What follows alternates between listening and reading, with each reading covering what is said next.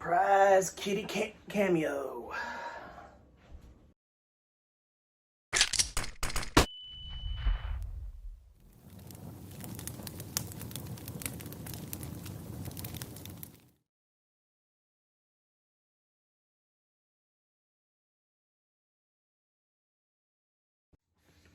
What's up, my fellow warbirds? AK the War Eagle is back with yet another video. Specifically, after much procrastination, medical issues, and technical issues, we're finally doing the AK-47 Part 2. Now, if you guys have not seen Part 1 to the video, I will leave that in the description. Go ahead and check that video out before coming back to this one. Just kind of, it's just a better video overall. This is just going to be more of the history, unless you're a history buff, in which case this video is just right for you. So without further ado, let's dive into it.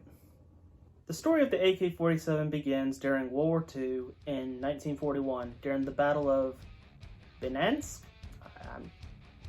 I'll put a little caption below so you can try to pronounce it. I don't speak Russian. In which a young tank commander named Mikhail Kalashnikov would be wounded in combat. During his recovery, Kalashnikov would take it upon himself to pretty much try to build a better overall weapon for the Red Army infantry. His first creation was actually a submachine gun, and this weapon was put through trials, but it ultimately did not pass. His career would not end there though, as his talent had not gone unnoticed, and he would continue to work on prototypes up until the end of World War II.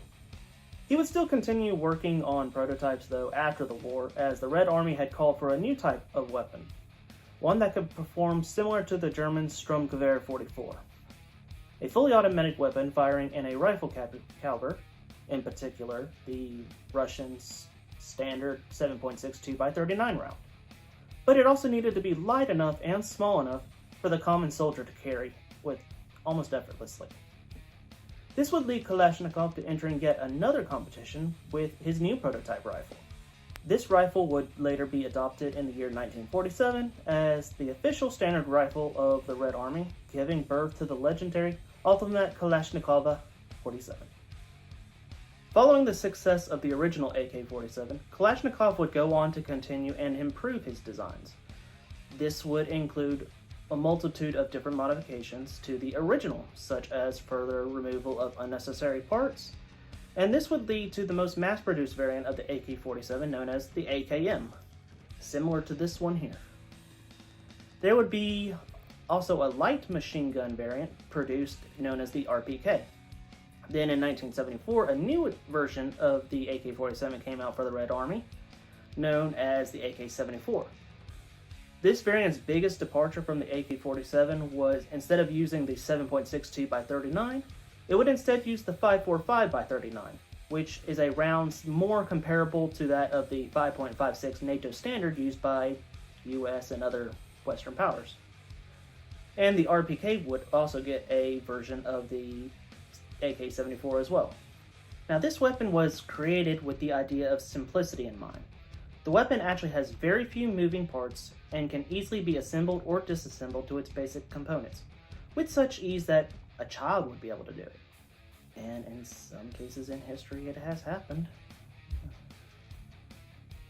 Additionally, the survivability and ruggedness allows for it to be practically abused, forgotten, left to rust, and will still continue to fire and function. In fact, in some cases, there are reports of militia groups and insurgents in the Middle East just putting a sock on a stick, putting that sock into some oil, and then just running it through the barrel, and that was clean enough for them. I don't recommend that though. As a result of such simplicity and functionality, the AK-47 and its many variants have become one of the most mass-produced weapons of all time, with a number ranging over 100 million in existence. As a result, this weapon has both the reputation of being a symbol of liberation and freedom, but also oppression and tyranny, depending on who you ask. Okay, so now that we've gone over the history of the AK-47, let's actually break this rifle down to its most basic components. I'm not going to fully disassemble it, but I'll give you an idea of just how simplistic this thing is. So first off, let's start off removing the magazine. See if there's any rounds in it. Nah, we're good. And then we're gonna take the dust cover off. The dust cover, pretty much as it sounds, is designed just to kind of keep dust and everything out. So now, as you can see, we pretty much have, for the most part, almost finished disassembling this thing. Now this component right here is the recoil spring, and that assists in like the recoil of it in terms of pushing the bolt back forward. So what happens is when a round goes off, the bolt gets pushed back and then pushed back forward. But let's go further into it.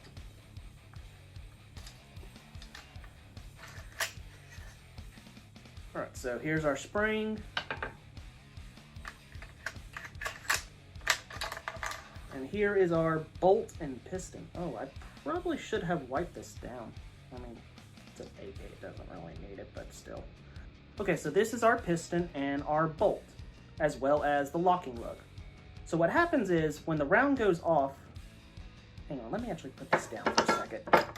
Okay, so now this little component right here is our rotating locking lug. This little component right here pretty much prevents you from having a Kentucky Ballistics day. If you don't know what I'm referring to, go check out Kentucky Ballistics channel. He makes a lot of great stuff. But anyway, this, like I said, component pretty much prevents the gun from exploding in on you. This part locks into the chamber and keeps the round in there. Once the trigger is pulled,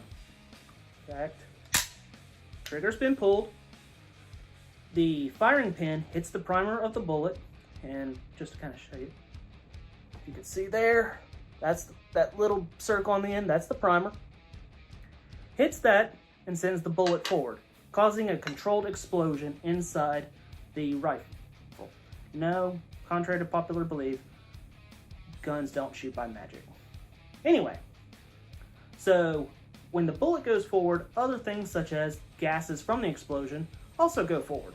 And then the gases return back through this tube here and come back and hit the piston, and which brings the bolt back.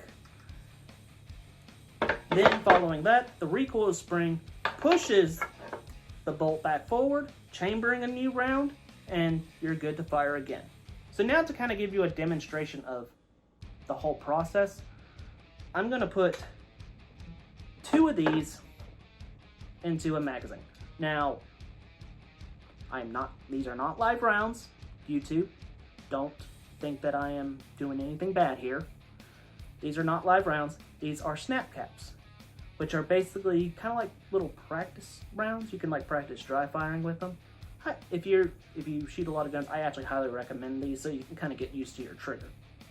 All right, so now that we have 2 of the snap cap rounds in the magazine, we're going to place the magazine back into the AK-47, and we'll pull the bolt back, let it go, and if this was a live test, the gun is now ready to fire. But since we're using snap cap rounds, nothing's going to go off. So, don't, YouTube, no. Anyway, so now that it's pretty much loaded, at this point we would be able to pull the trigger, round goes off, gases flow up and back, pulling the bolt back, ejecting a round. I'm pretty sure y'all just saw that. And when the recoil spring pushes the bolt back forward, another round is placed in. If this was an automatic, you would be able to just hold down the fire, but since this is a semi-automatic, pull the trigger again, bolt comes back, and it's ready to fire again. If there was another round, but since there is no round, all you would get is just another click. Okay, so one more little thing before I wrap up the video. It's more of a quality of life kind of thing, but what the AK-47 also can do, let me see if I can, come on.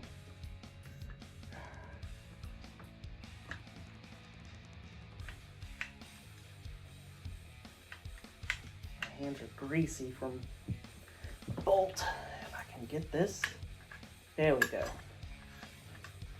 If you're wondering what this little piece is, it's a cleaning rod to basically clean your rifle out in the field.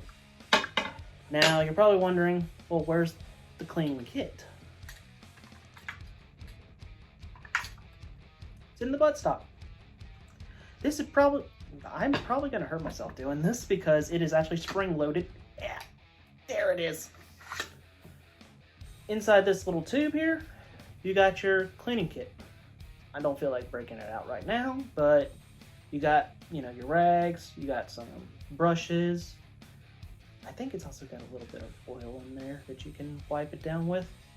So yeah, just another little nifty fact about it. So that's going to wrap up this video. I hope you guys have enjoyed, and if you did, leave a like on liking the video. Comment down below what you thought of this. I am trying kind of a new, method to this style or these kinds of videos. So let me know if you actually like this better as opposed to me just plastering pictures during the history portion. And also, links to Patreon and Discord are in this description below. And as always, I hope you guys have enjoyed.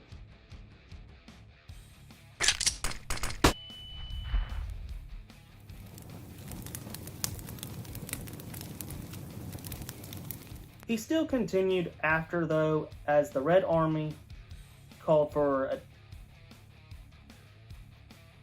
Following the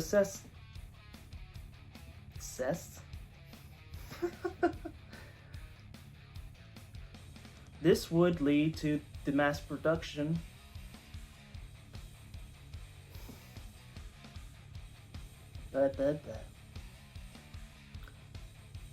As a result of such simplicity and functionality, the AK-47 and its many variants have become one of the most mass-produced weapons of all time.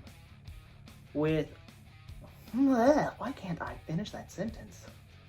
As a result, the weapon has become... As a result of such simplicity and functionality, the AK-47 and its Why can't I speak today? As a result of such simplicity and functionality, the AK-47 is This right here is the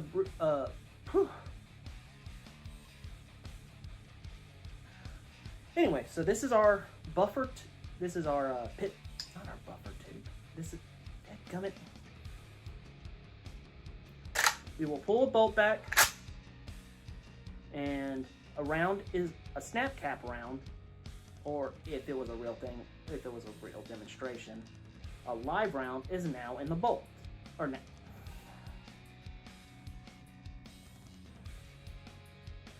I am messing up so much today. Oh my gosh, I'm gonna have so much editing to do.